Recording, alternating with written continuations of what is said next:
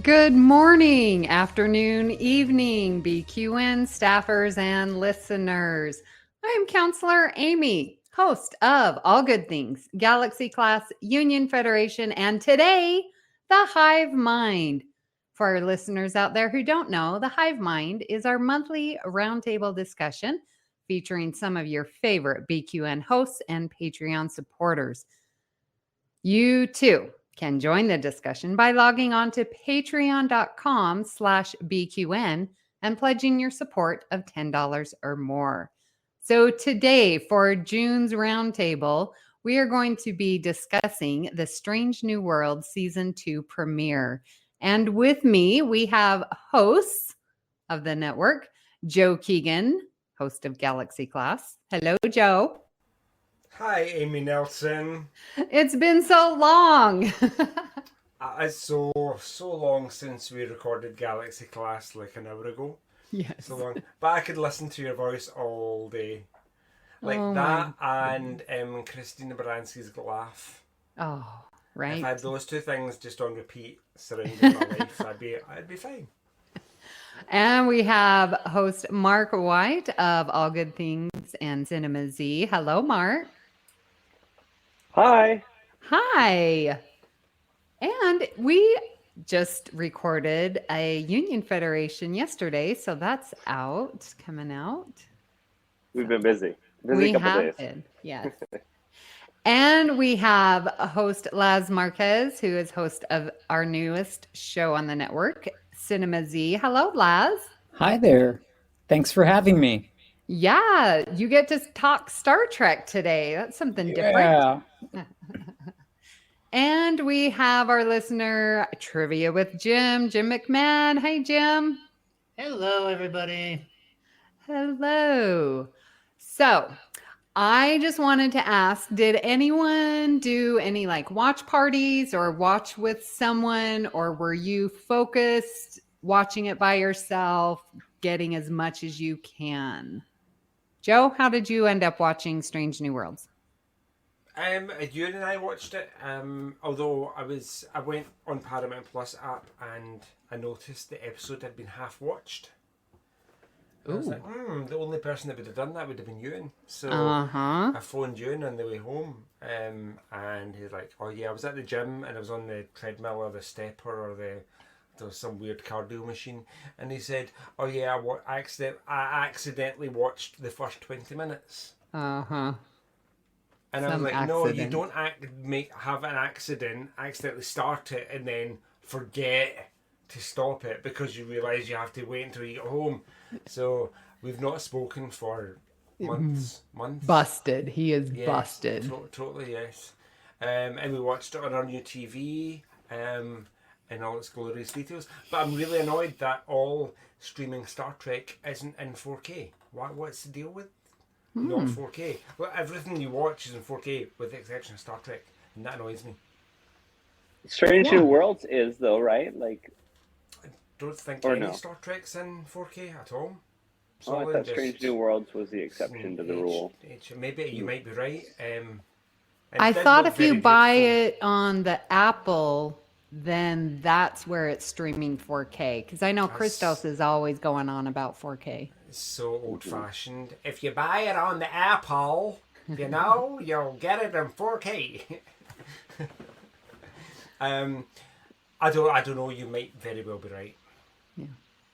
So, Mark, when did you watch Strange New Worlds? Well, I had made, I think, well, not really the mistake, but when Picard was launching, I was watching on my lunch break. And so I had to not really eat. I would just sit down and watch it real quick and then go back to work.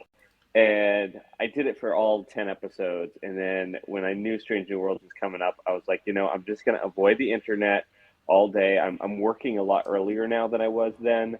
So I'm getting out earlier. So I just come home, say hi to my dog, and then put it on and, be done with it. That way I don't have to rush and I could still eat. Yes, get that lunch in there. That's important. Yeah. Laz, how did you watch Strange New Worlds? So I woke up at about 5 in the morning, and I watched it with my partner and we kind of watched it and discussed it as much as we could before work, and yeah, that's how we watched it. Right. Oh, so early in the morning. Oh my gosh. All right, Jim, when did you get to watch?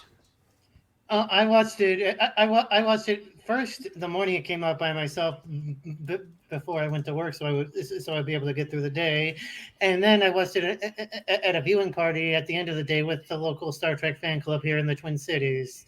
So I did both individually and as a group. Nice. Okay, that's what I did. So yeah, I had a watch party and I made a wonderful fruit platter in the design of the Delta. It was pretty fun. But yeah, I watched it first, then went to the watch party, and apparently I was the only one who had seen it before. Everyone else waited. Different situation with me. There were a couple other people who did what we did and watched it solo first. Yeah. Yeah. Amy, can Oh, I and by ask the way, what I you- just looked it up. Strange New Worlds is in 4K. Okay. Okay. Out of curiosity, like, what is for you guys? Because I've never done a watch party. For all of you, like, who have participated in that, what's it like? For like to view it solo versus with other folks. Annoying. Thank you. I was going to say it's a bit annoying because, yeah, there were some pets and dogs running around, and they're like, "Oh, come here, dog," and I'm like, "Shh," and then people were talking, and I had to pull out my teacher shh voice, and that was not fun. The lower decks when we did it at STLV a couple of years ago, it was one of those things where I was very glad that I had watched it on my iPad before I went up and lied about it, because everyone was just talking and hanging out and drinking. Oh, look at that! Oh, blah, blah, blah, blah. And I'm like, shut up! I'm just gonna watch. So I suggest always, if you're going to watch party, watch it beforehand, lie about it, and then you won't care as much. Yeah, my watch party was a little different. It was more like we were watching, but even the ones who hadn't seen it, it was just more like watching and just commentating as you watch type of a deal. But still, everyone's just having a good time seeing Star Trek together. Yeah, it's more about just being together and everyone, watching the new opening scenes and, just the feeling of that Trek family. Yeah, I definitely agree with Mark, though. Like, for me personally, I kind of want to watch something at least before I watch it with other people. That way, like, I'm not distracted. I'm the kind of person, like, if we're gonna watch something together, whether it's like me and friends or me and a partner, like, you put your phone down, no distractions, no talking. But that's me personally. Laz, I'm the worst person for like that whole episode of Strange New Worlds.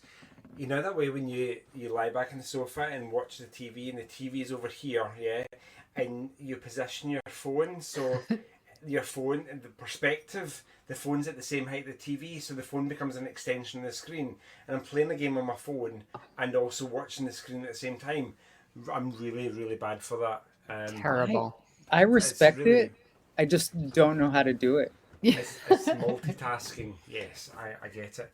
I've never done a watch party, interestingly, but I figure it would be like going to the movies and sitting beside somebody that's bought nachos. Yeah. Which are the worst of the cinema foods because they're so crunchy. And the person just no, thank you. Please move. All right, so let's open it up. What did you enjoy about this episode? Jim, let's start with you. Oh boy, there's What's so a much highlight? to digest from this episode. I'll Start just us start. off. I'll just start it off. I'll just start it off simply with Carol Kane. Oh, So good. Like that scene where she's coming out, where she comes out of the turbolift on the bridge. It took me a second to get used to the accent, but once I did, I was like, Oh God, I wish they would have done a scene where she went running out of the bridge just screaming at Spock, "Liar, liar," like she did in The Princess Bride. Yeah, she was quite the addition. I'm really on board with it. And it's, she's our Jet Reno, right? Of Strange New Worlds. Yeah, our Lanthanite Eternal Jet Reno. Yeah. And you had to wonder, just after that whole revelation of who the character is, you gotta start wondering, okay, who have we seen in Star Trek who could possibly be a Lanthanite? I think she's going to take some time to get used to for a lot of viewers. She's very tonally specific. So like it's kind of cool to see that and see how they're playing with like different styles. I think you're right, because apart from Princess Bride, which Jim's just reminded me of, she seems to be like quite big in America. Like Americans know her, and she's a thing. But I've never heard of her. Mm-hmm. So it was a bit like, oh, what on earth is this? Is it some kind of space dwarf that's got a squeaky voice? Now, is that character Pelia? Does she show up on the original series, or is Not it that I'm just aware of. her species? We've never even heard of the species before this. Yeah, Well, what was that on the Ready Room? it's a new species, Amy.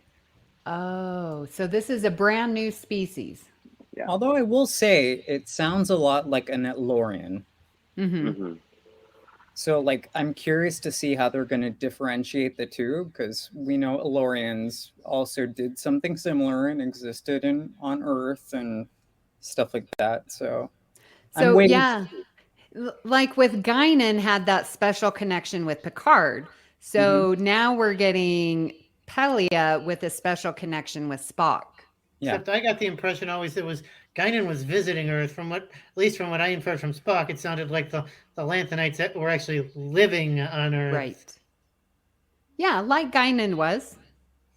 Guinan was more like a temporary visitor to Earth. It sounded like Spock said Lanthanites were permanent residents on Earth. Yeah.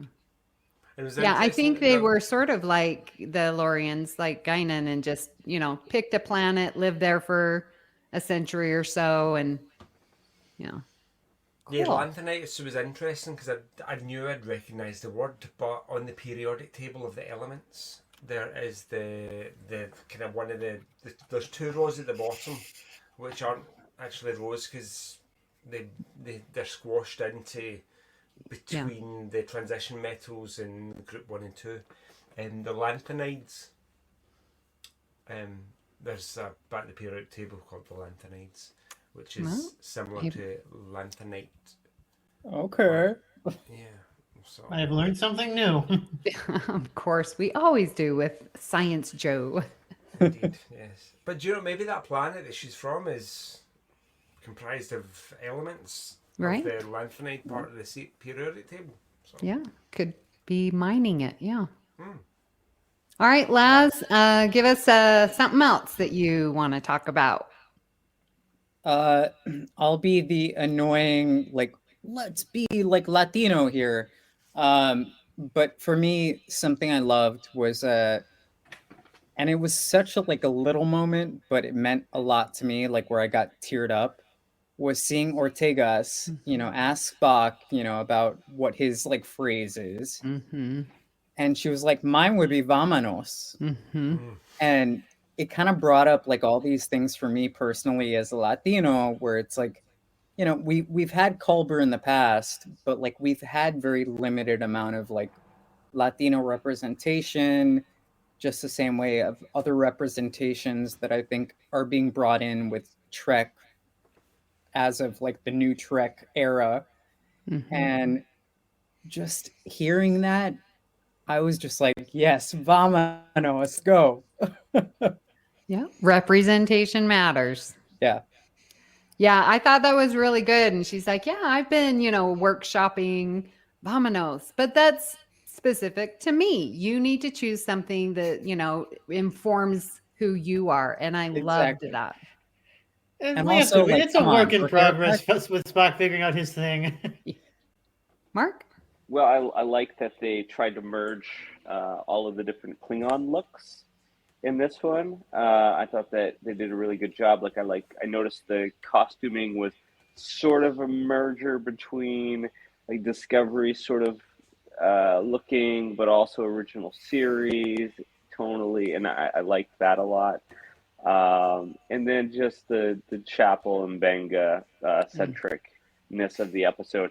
And I didn't say this in Union Federation. I didn't get a chance to get it out, but I want to say it here. I'm very glad they didn't kiss. Because the trailer made it look like they were like embracing and it was going to be this romantic thing. And I'm like, what? No, that would not be. I didn't pick up on that at all. Yeah, when I saw it in the trailer, I thought they were going to be like, there's some sort of romance, but then it was just like a very deep friendship and like, okay, you're my buddy and we're going to go through this together and we might die, but you're my friend and let's go. And when they get thrown out the airlock and they're just together, you could tell in that moment that they're just bestest friends. And I was like, oh, perfect. That's a great way to do it. Yeah. War buddies. Yeah. And we learn, throughout the episode that, they served in the war together. So they have that bond. And then, of course, they've been working together on the Enterprise. So they have that bond. And it just, from last season to this season, their trust in each other skyrockets, like their chemistry. And you're right. She put his arm around him and I was like, oh, is this romantic? But I was like, no, this is two friends about to die. Like it was intense. I agree with you on that. I also agree with Mark in that there was a moment where I was like, oh no, don't go there. I think that Jess Bush might have too much chemistry with like everyone. Yes. Therefore, like you're kind of waiting for it. You're like, oh gosh, like is she gonna kiss like Spock or is she gonna kiss Mbenga? And like I'm sitting there, I'm like, no, don't do it, because I prefer the other thing, which I'm sure we'll get to. But like there is something like that I was so happy about them just being friends. Yeah. And I agree with you. Like that chemistry that she has with everyone, you can see it. It's palpable. And she just has this natural charisma that it could go sexual, but that's just her inner beauty shining through. Yeah. It did kind of look like they were, it did, sorry, Amy, it did kind of look like they were starting to lean sexual with Spock at least, which I'm not entirely a huge fan of. I'll admit that. I thought the comment at the end with always having to be a little rough was kind of not necessary. I think it was just sort of his forcing his will of you will not die. That's what I thought she was referencing. She reminds me of, if you remember, like in the 90s, early aughts, Rachel Lee Cook. Because she was another actress that was, beautiful, but had this vulnerability and this underlying sadness that sort of made everybody just want her. And if you remember, she was the girl famously from the Don't Do Drugs ad. This is what your family goes through and your friends. And she has the frying pan and all that. Anyway, she was in all the rom-coms in the late 90s, early aughts. But just I get that kind of vibe where there's this underlying sadness and vulnerability and sort of edginess to her that people are just like, oh, you're clued into something. You're cool. I like you. And the actress has that thing. Mm-hmm. Well, yeah, she has agency over like herself, at least as a character. Like she's not insecure about herself. Right. She's kind of like, this is like who I am. Like, I think the only times we kind of see her be insecure is how she feels maybe about Spock. Mm-hmm. Which I think is something we might expect of ourselves in 200 years in the future.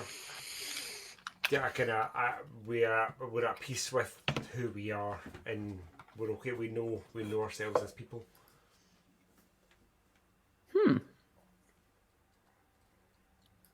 That evolution of the species kind of thing.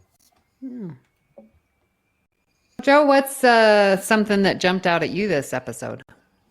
I think, was it Mark? Did you mention it? The Klingons.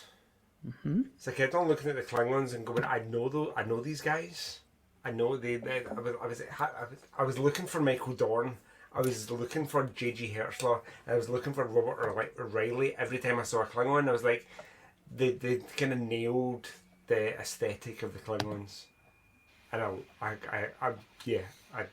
was The actors they got to be Klingons too had these Klingon. special looks that was so familiar, and we talked about it a little bit on Union Federation.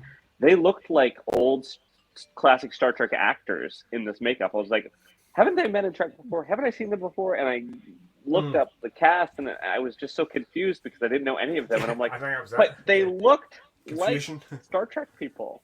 Yeah, Yeah, most of them were like Canadian Susie actors. Plaxton, I think right? that's why. What was that, Jim? I was going to say you probably haven't heard or seen of most of them because I looked them up too. Most of them are Canadian actors who worked mainly in Canada. What? Oh yeah, we all looked him up. Laz, what were you saying? That can't be right. No, I was saying like one of them was like she looked almost like Kalar, Susie Plaxton, She did, yeah. and I was like, oh my gosh. Yes. So they did a good job in choosing actors that totally reminded us of 90s Klingon. And Yeah. Yeah, That like has to that be Klingon intentional. commander. Holy crap! Holy crap! Did he hit it out of the ballpark with his charisma? Yep. I'm kind of offended though on behalf of Canada that they got Canadians to play Klingons because they're like, Canadians are so nice. Klingons are not. They were really channeling the inner Klingon there. So I wanted to ask, what did you think of the super duped up drug that they took Mbenga and Chapel to do those fight scenes? How do we feel about that? That knowing that Mbenga carries this serum everywhere. So that like sort of gets me on edge. Maybe we might have a little addiction problem going on there. But then it's a callback to what we've seen. Well, I guess not callback, but call future to those super. The augments. Yeah. Yeah. And like Sure. the what are people called when they fight in wars? Soldiers. Yeah, soldiers, like the super soldiers. Okay. Do you know, it reminded me of the Stargate SG-1 episode Upgrades, where they donned those armbands and they got superpowers. That's a very and they good could analogy, run, Joe. They could run really Yes. fast and they could like fight really fast and they were really super strong, and then they ultimately failed. Yeah. So it kind of reminded me of that. I was like, I've seen this before, and I thought it was that a bit hokey? Was that a bit? It was a weird green drug that you take to become super strong that you just happen to carry about in your pocket. But it was a very entertaining scene, though. I will admit that. Like we finally got to see Mbenga and Chapel like in action. And I also heard the reason. One of the main reasons they wrote that scene is because apparently Babs, I won't even begin to pronounce his last name, is actually in real life like a really, really skilled capoeira fighter or something like that. And the producers realized, oh crap, we hardly gave him anything to do last season, and he's this really good martial arts fighter. We need to give him an action sequence or something. Yeah, at least that's how one of the producers was quoted as saying on the Ready Room. Right. Yeah. And that made it a little more okay for me because watching it the first time, I have to say I was not that impressed on my first watch. And this was one of the reasons I'm like, oh, here we go. Another fight scene. Here we go. Matrix, blah, blah, blah. And I'm not a big fan of that in my Star Trek. I mean, it's fine when I'm watching an action, but to me, Star Trek is a little different. But learning that the actor and hearing Jess Bush talk about it, how much fun she had on the Ready Room, like that made it okay for me. And I'm like, okay, I'm on board. Let's do this. It didn't work for me. Yeah. Okay. So you were the same as me. Yeah, like I've only seen it once. I like to give like a little bit more time before I see like the episode twice. I'll normally watch it right before the next episode. Mm. But I felt like I don't know, like it felt unnecessary in a lot of ways. You know, I also like it made me call back to like Discovery where like Burnham can fight a Klingon and like be perfectly fine without green serum. Mm-hmm. And it, you know, like again, for me, like Trek, I prefer it without the crazy, let's say, action sequences, like you said, Matrix style. Yeah. I did appreciate seeing the characters have more action, Yeah. but I think it could have been done without that. But I'm curious to see where it goes. I agree. I thought I would go so far as to say it looked a bit cheap, and that my memory of it, having seen it once, is that it seemed to all to be in slow motion, which kind of had the effect of making it just look a bit. Did they not really know what they were doing? Was it all just in slow motion so they could cope with the really fast fight sequences? So that it totally didn't work for me. I thought I've seen this before a million times. Oh, I'm so glad to know I wasn't the only one.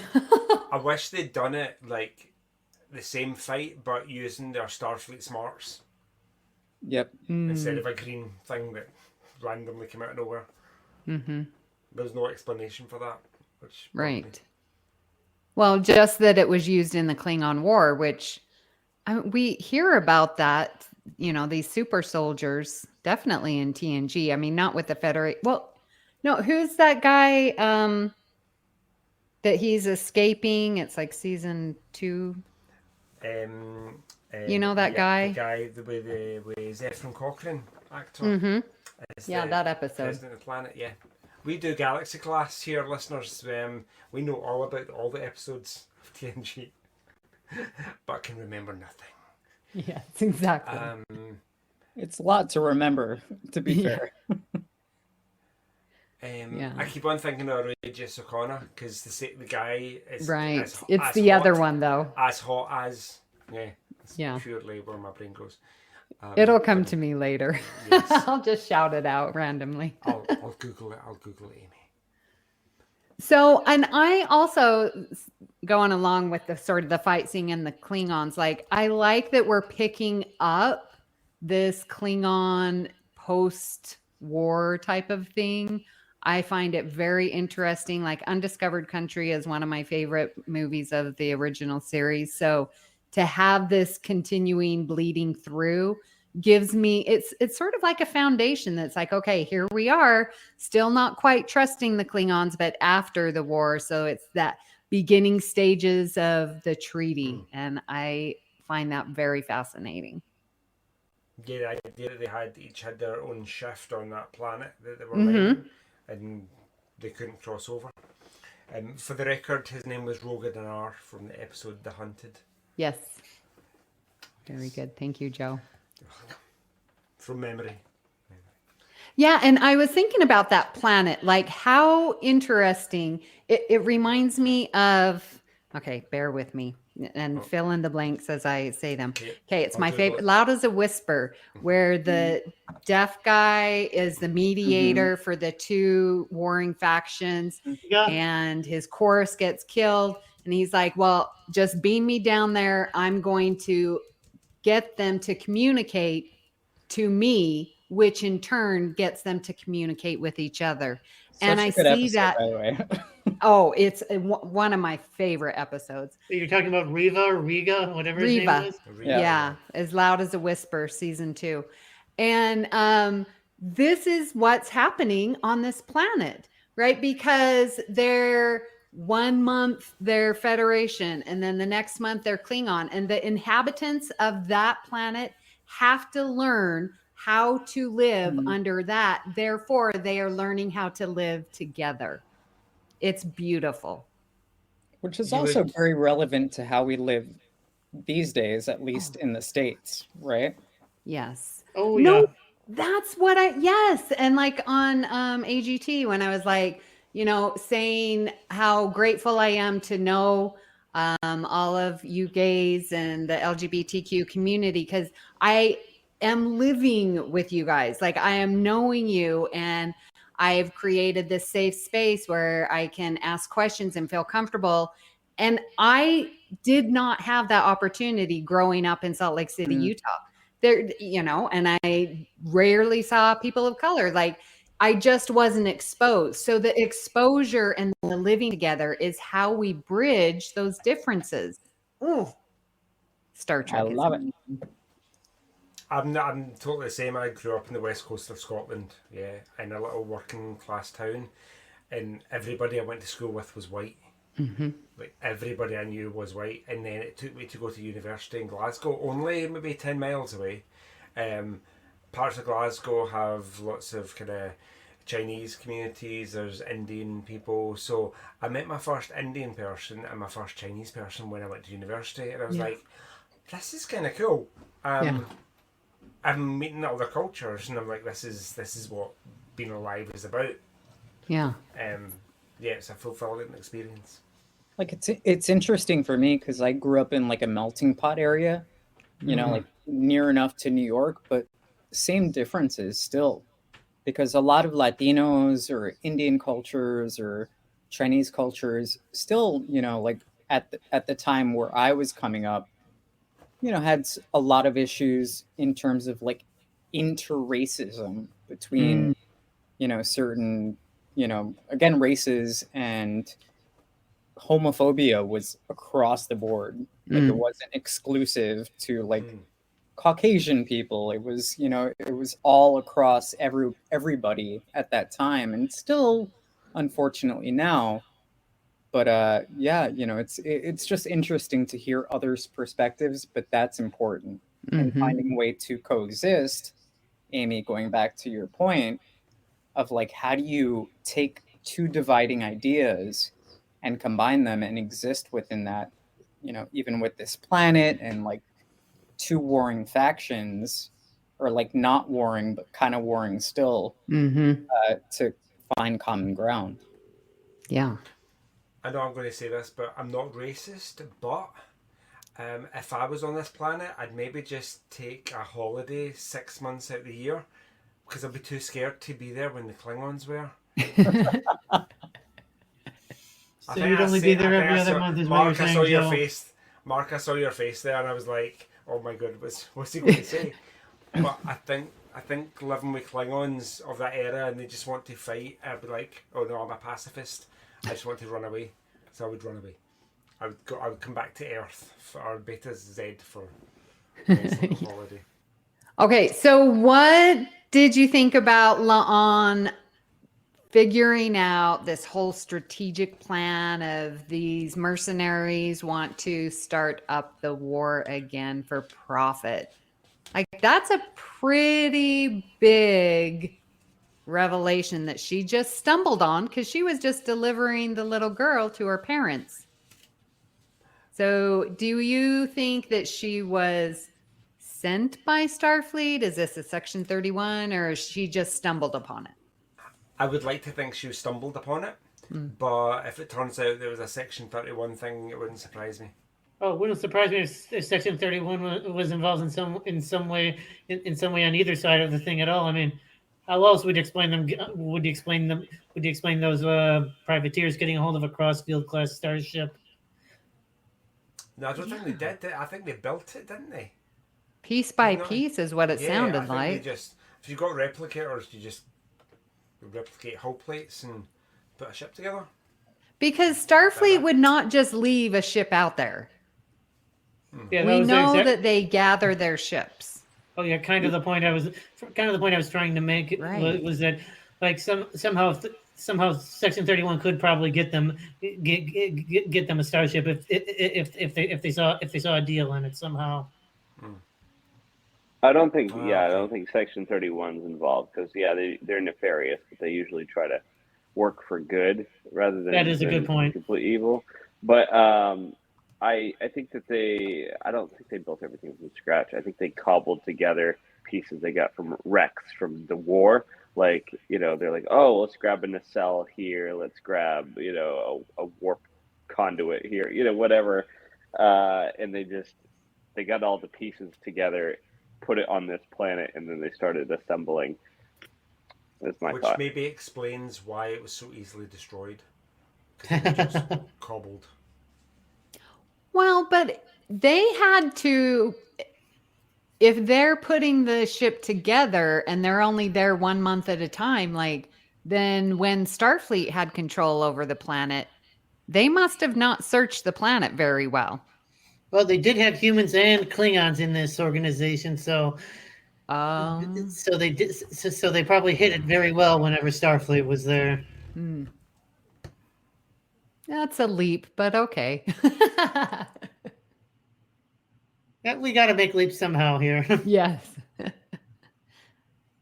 Plus, you can imagine the crew probably had a blast, like just filming and partially destroying the Discovery sets. Like they weren't even on their own sets, and they were just filming all these amazing action sequences. So are we good to have La'an back? Is she one of your favorite characters? Talk to me about her. No. Oh. Why not, Laz? I find her, out of like the entire cast of characters, my least favorite. I don't know that we've seen enough from that character for me to enjoy her. And I don't know, like, yeah, I kind of want to leave it at that, because I'm like, I love my strong female characters. That's kind of like my thing.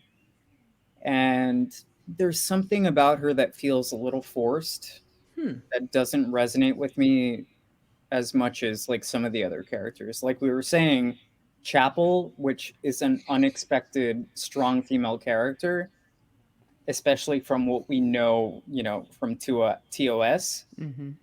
Like she feels stronger than like someone like La'an, who like just feels like she's presenting something that I don't know. It doesn't ring true to me. That is so interesting, because I feel the same way about her as season 1. She was my least favorite.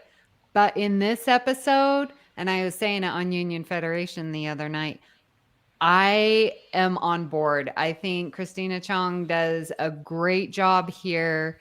And like that moment where the little girl is asking her, well, where are you going to go? And she's like looking over to Spock, and like her entire demeanor changes, and you just know she's going home, that this is her home. So I'm very, very excited to see that. Mark, take it away. Her best episode in season 1 was the Elysian Kingdom, where she was that frivolous girl in the dress with the dog. I liked her character the most there.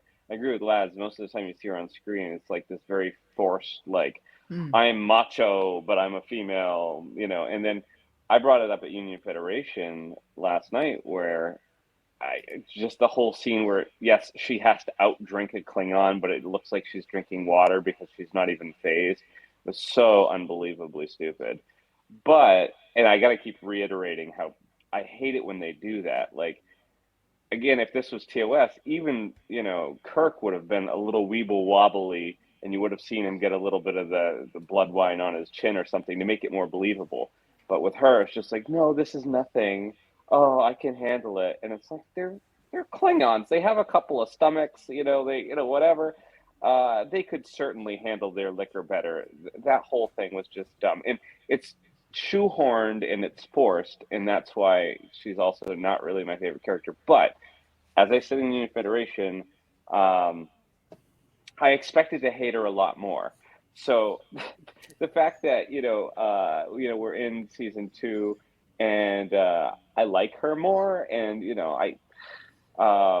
doesn't take me out of it when I see her on screen. I'm like, oh, okay, yeah, Lon, she's getting some screen time. She can kick butt. Like, I don't dislike her where I thought I would. I just still, I feel like the writers aren't doing her good because they're just, I don't know, really being heavy-handed with her character more than some of the other characters. Yeah, no, I'd really like her. I think she showed her acting credentials with the Elysian Kingdom, and I think now she's got this. What's her role in the... She's security, isn't she, on the Enterprise? Yeah. Yeah, so she's got that thing about her that she's going to keep the Enterprise safe and the crew safe. So that's the part she's playing, and I don't mind that. She is human, isn't she? Yeah.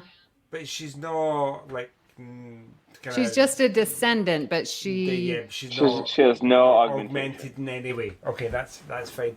Yeah, I don't mind that. See the Klingon drinking thing that we saw? I didn't mind that either, because there was a moment where you thought that she kind of stopped while she was drinking it, and you thought, is she going to throw up? Is she not going to throw up? Can she actually handle the blood wine? And I thought that was kind of the way I'd react, so I was okay with that.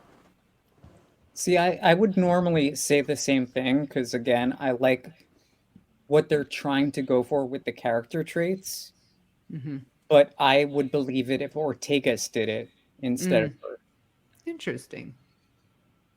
Like, there's just like a innate like strength to some of the characters outside of that character that I don't know. Like, You're drawn to more. Isn't coming through for me. Mm-hmm.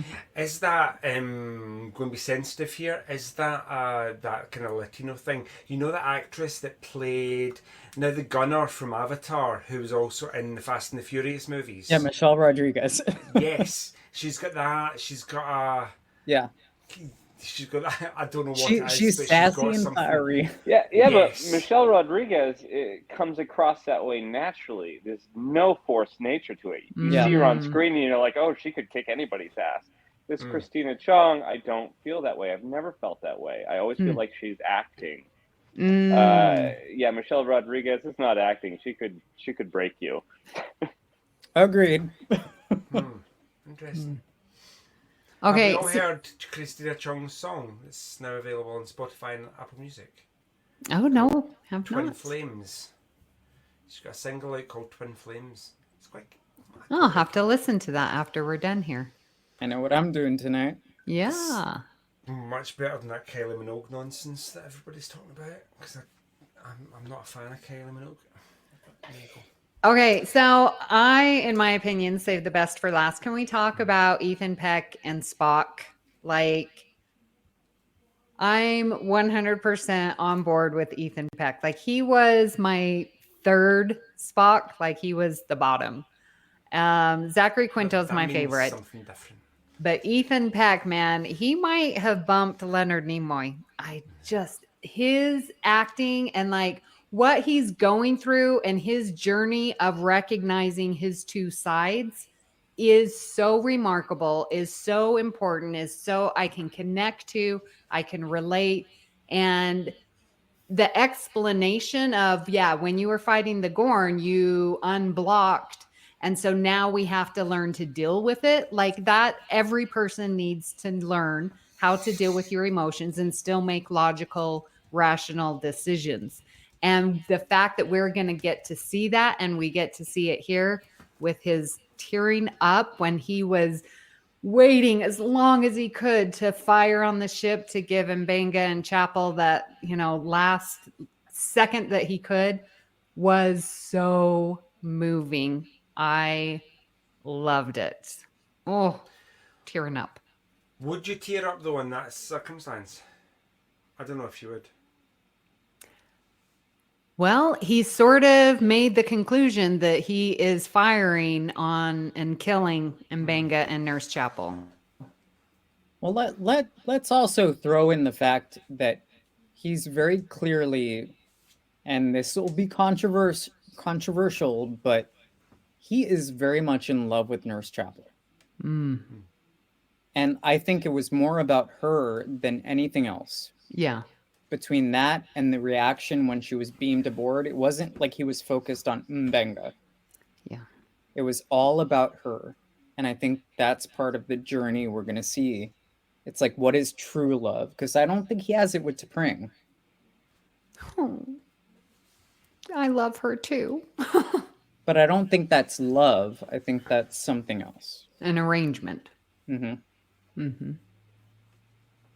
But what is Vulcan love though? Mm-hmm. I think we're seeing it play out. Yeah. T'Pring, don't hurt me. Don't hurt me. No more. Jim, what are your thoughts about Spock? Uh-oh. I just think Ethan Peck's been doing a damn good job so far as Spock. I truly don't know anything else I can say on the subject. I think you guys have pretty much covered everything else. Do you like to see him in command? Do you think that we'll see? I was hoping they would get to that at some point. And I did find his struggle to come up with a thing, as Ortegas puts it, very, very, very humorous. Yeah. Like I said earlier, it's a work in progress. But I do want to make one comment on something unrelated to Spock. I like that we did get to see more of what Mitchell, I think was her name in this episode, compared since she was pretty much a bit player last season. I'm hoping since the actress is a good actress, we get to see more of the character this season, because she did, because that actress, like when she started the whole fake warp core breach, and I'm being sarcastic when I say this, she didn't look guilty at all. Yeah, sneaking around, looking around. Let me program this. Yeah. They need to stop doing the thing. You gonna do the thing? They did it already, and what they did it with Picard. They did it with Strange New Worlds. Well, it's Strange New Worlds. They did it with Lower Decks. I think they do it. They've done it. Yep. They keep doing it, and I'm like, shut up! It's never been a thing. It's never been a thing, and now we're in the 2000s, and all of a sudden it's like, oh, they gotta have a catchphrase, and we can't move the ship until there's a catchphrase, and they literally were trying to escape the starbase, and they're just like, let's take a moment to just figure out what your catchphrase is gonna be. That was a little unrealistic. I will admit that. The whole thing's unrealistic. It's stupid. They don't need a damn catchphrase. Engage. Get the fuck out of here. Let's go. I don't care what it says.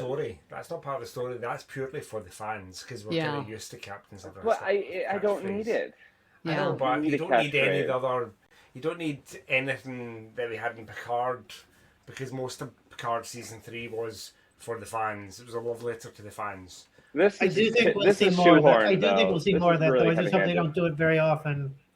This is more heavy-handed than it needs to be. That's all I'm saying. Yeah, this one, I think the one with 7 of 9, that was perfectly played. But now this one, it's like, oh, you went one too far. It's done. Yeah, I mean, the scene was humorous, but they didn't need to do it like when they're like when it's becoming clearly obvious, like anyone looking at the ship from the starbase, that they're stealing it. Like, just say, like Mark just said, say engage and get the bleep out of there. Don't spend 5 minutes debating Zoom. Just say something and get out of there. No, I agree in terms of sentiment, but I think in general that moment is like, it didn't bother me because I see what Strange New Worlds is trying to do. They're trying to be like a balanced show of like what the fans want: seriousness, romance, episodic. Episodic. Like, so they're trying so many different things, and I think they're trying to feel out what that balance looks like from being TOS to this. Mm-hmm. Versus like a lot of complaints that we've had about other series in the new Trek that people have exhausted. And then finally, how were you with not having Pike and Una? Again, on my first rewatch, I was really missing them, in part because we started off the beginning of the episode and Pike's going away to get a lawyer and he's not going to give up on Una. And it's like, yeah, let's get to this story. And then whoop, we take a right turn and we're off on this adventure, which I enjoyed, but I did miss them. But I think if they had switched the episodes and had the trial be the first episode and this be the second episode, that would have been better. Don't get me wrong. I liked this first episode, but you can't have a season premiere and have your series lead only be in it for like 2 seconds. Mark, take it away, because I love your comment. It doesn't need to be a thing. It doesn't need to be and it shouldn't be. Why? Premiere. because we're not watching television the way we were watching television in the 90s or the 80s, or at any point. We're streaming now, and so it's not sweeps week. We don't need to have this big thing when we're consuming these episodes. I'm telling you, 2-3 years down the road, I come home from a long day at work. I'm exhausted. Maybe I'm depressed. I want to put on a happy-go-lucky, fun Star Trek episode. I'm going to put on this episode, and I'm not going to give a bleep where Pike is or Una. I'm just going to enjoy the ride, and having to make myself watch 2 episodes in a row when maybe I don't have time for that, I'd rather not. So I love the fact that they are very strongly committed to the episodic nature of Strange New Worlds, and they're not doing 2-parters. And next week won't be a 2-parter or a 3-parter. It'll just be another episode, and it'll wrap up, and they're not going to drag it out all season, because that's what Picard does, Discovery does. Like, all the new Trek tries to make this big, overarching, long story arc, and we don't need it. I don't want it. I'm happy with the way that it is. So, yay. That's my opinion. Yeah, I love that comment, because like what you said, like, best of both worlds, part 1, part 2, like that's that continuing story. We don't need to have that. And this is episodic. And the fact that they didn't do it only proves that point that, yeah, there is this story out there, but it's not the main episode story. Like, that's the character development. And so, yeah, I completely agree with you and love your comment, Mark. I'll jump in and say I very much agree with Mark on the necessity of that storyline, kind of being the primary thing. Like, I don't need that, because you're right, Mark. Like, years down the line, I won't care. It depends on what they do with that story moving forward, of course. I personally love long form, like, storytelling. So, like, Picard works for me. Discovery worked for me at certain points because I like that kind of narrative. But with this show, I know what I'm expecting. So therefore, like, it's fine for me. And I don't think we need it here, because I know that they're not going to just drop the ball. And I think that it also allowed them to focus on, like, the characters that we often comment, like, oh, like, every other character gets lost because everything's so focused on, like, Pike or, like, the main characters. So it's like giving that opportunity to set them up is really great as well. If this was Discovery, the entire episode would have been Burnham in the shuttle escaping, the Klingons and fighting off augments. And she would have saved the entire everything that exists for all time. It would have been like this big, she has to prevent time from imploding. I don't know. But instead, it's this very, like, low stakes thing. Well, not really low stakes, but they're preventing a war. But in the grand scheme of what they've done with Discovery, how much higher can the stakes be? Right. The Dial of Destiny is the next season. That's what they're going to do. But yeah, this is back to basics, like Trek. I can't love Strange New Worlds any more than I do. Yeah, you're right. The stakes are proportional and appropriate. Okay, well, final comments, final thoughts, Strange New Worlds, and where can people find you? So, Jim, Strange New World Season 2, excited? Oh, yeah, I'm really looking forward to this season. Like, I'm really looking, like, now that we have Pelia as, like, the chief engineer, I can't wait to see Pike's reaction to, like, who is this woman and why is she on my ship when he gets back on board? And I can't wait to see if he thinks the same about her that apparently Spock and the others do. Mm-hmm. Very curious about her. Yeah. Yeah. Laz? I'm loving where things have begun. I am not secret about this. I ship Spock and Chapel hardcore, so I'm excited to see that play out. And yeah, I can't wait. And where can people reach you? Yeah, you can find me on social media at Laz Marquez, LazMarquez. You can see my work. I work in film and TV, entertainment, advertising.